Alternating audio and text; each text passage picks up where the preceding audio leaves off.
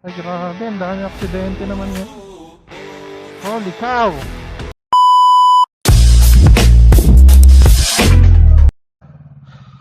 Sobrang init. Mic check, check mic. Gamit nga pala nating mic ngayon ay syempre yung KY Pro. Kinoconnect lang natin siya sa Insta360 natin. So ngayong araw, pupunta ako sa Dia. Yung condo namin sa Sadia kasi may ipapaayos ako eh. So ngayon, um, gusto ko lang mag-vlog. Gusto ko lang mag-vlog ngayon. Kasi ang tagal ko nang di nakapag-vlog. Puro ako reels kasama ang aking asawa. So ngayon, magba-vlog muna ako. May kinuha kasi kaming condo sa guys, sa may Paseo de Santa Rosa. Tapos papaupahan namin. Sana yung makakapanood nito ay may kakilala. May kakilalang kukuha or magre-rent sa condo namin kasi papaupahan namin siya. Ha, init. Ito pinaka-ayoko dito guys sa lugar namin eh. Sobrang init. Traffic. Wala naman siyang ikaka-traffic talaga. Ayan oh.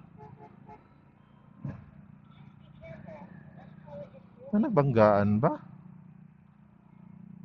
Ay, may nagbanggaan pala. Ayan oh. Nasabitan. Kaya pala traffic. Shoutout sa mga truck driver guys. Magbaon kayo ng tubig lagi. Truck driver, construction worker, Lala Move, Angkas, mga ganon, mga MC Taxi. Hindi biro ang init ngayon mga par. Kaya kung ang trabaho nyo lagi nasa kalye, magbaon kayo lagi ng tubig. Nakakatakot ang init mga par. Grabe init. Grabe yung bato ng bato ng hangin. Grabehan. Especially dapat pag nagmumotor ka, nandito ka na sa expressway. Komportable na eh. Iba. Iba init talaga ngayon. Open sesame. Ba't ayaw mag-open sesame?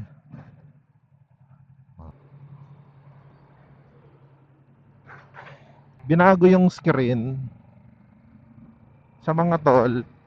Dapat sensor ang binago. Hindi yung screen. Wala nang problema sa screen eh. Sensor dapat ang binabago para wala nang hassle. What happened here? Ano yun? Nagdire-diretso yung truck? Ay grabe, ang dami aksidente naman ngayon. Grabe init guys, nagkakaroon na ng ganito. Holy Holy cow! Ang tawag dyan? Grass fire ba tawag dyan? Holy Ayan, malapit pa siya sa gas station par. Baka magbogsa yan. Diyan ako dati nag-work, ayun ang binibenta ko dati. Ramana Residential Park. Nag-work ako dati guys ng real estate. Kaya dito na din kami bumili ng condo kasi alam naman kasi namin na maganda mga project itong Greenfield. Kaya kung bibili kayo ng property investment guys, Greenfield kayo, message nyo ako, tutulungan ko kayo. Kasi may mga contact pa tayo dito, may mga tropa pa tayong mga director, managers na nandito. So bibigyan pa tayo ng mga discount. Message lang kayo sa page. So tutulungan ko kayo. Kung gusto nyo bumili, meron din silang yung high-end na high-end, ito yung Trava.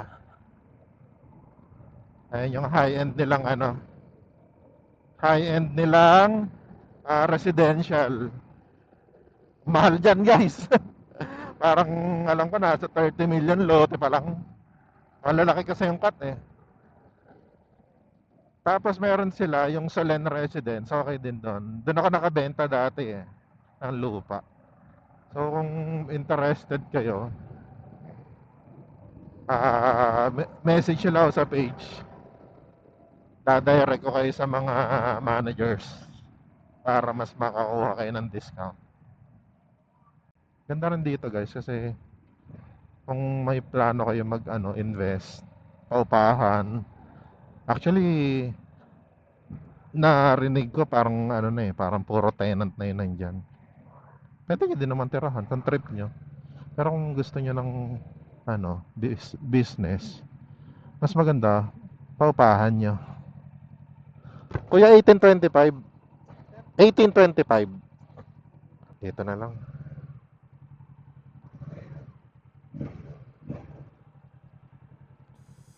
So, dito tayo sa 18th floor. Ito yung unit namin. Hindi pa siya nalilinis. Pero, maganda to pag nalinis na kasi bago yung mga appliances. May mga lutuan din, induction. Yung install namin ngayon ay yung exhaust dito. Yan, brand new din yung TV. Ito pinakamaganda dito guys.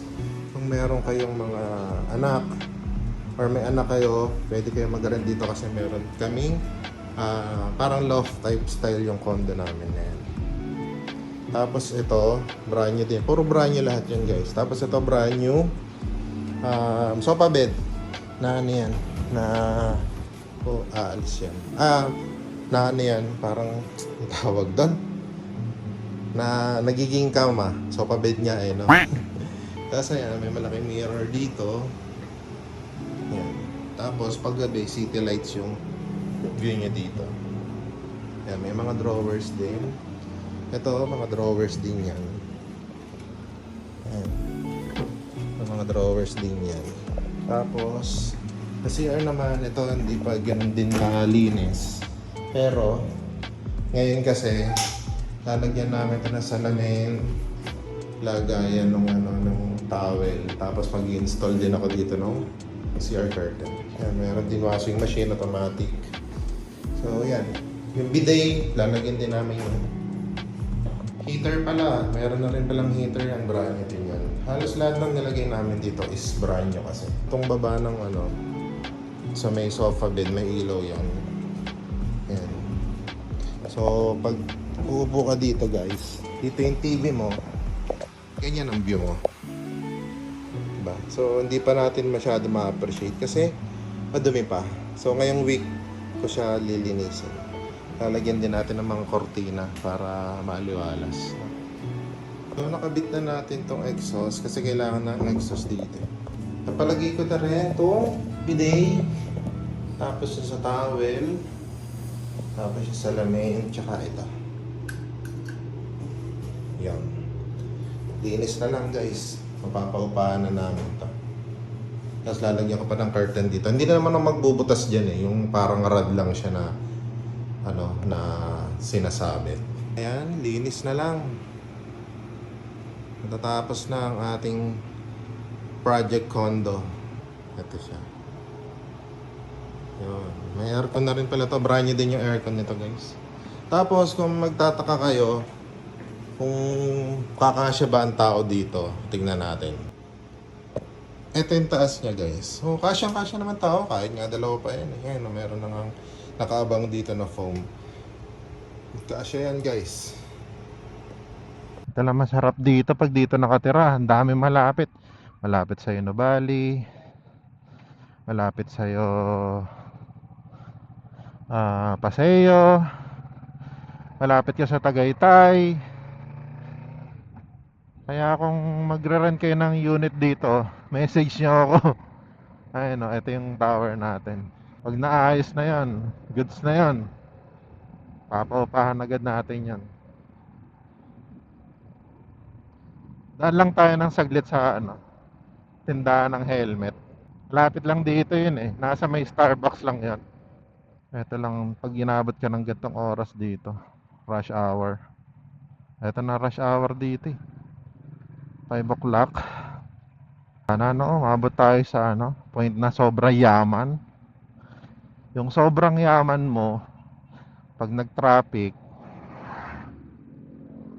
bibilis ang sasakyan mo. Kasi bigla na lilipad yung sasakyan mo. Ganon ka kayaman, boy. Nagiging eroplano bigla ang sasakyan mo pag traffic.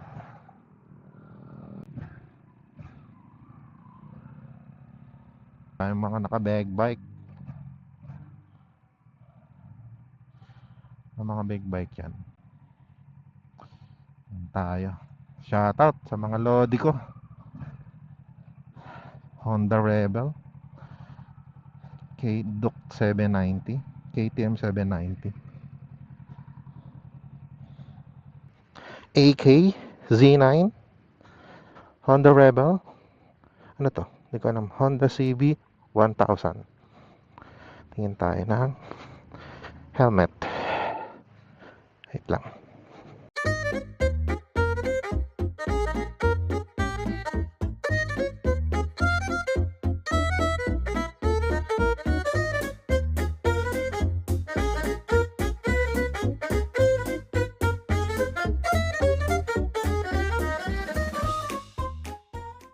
Dito pauwi na pala ako, nakapag window shopping na ako. Sobrang daming magandang helmet at mga gear. Kaso ang mamahal din. Tapos sa sobrang pagmamadali ko pa uwi, hindi ko na pala na-connect yung camera ko dun sa mic ko. Ang dami ko pa nga sinasabi dyan eh. Tapos hindi pala na-record. Kung dumating ka sa video na to, maraming salamat kasi natapos mo yung content ko. Lagi lang tayo mag-iingat sa daan mga par kasi sobrang init ngayon. Lagi tayo magbaon ng tubig. Peace out.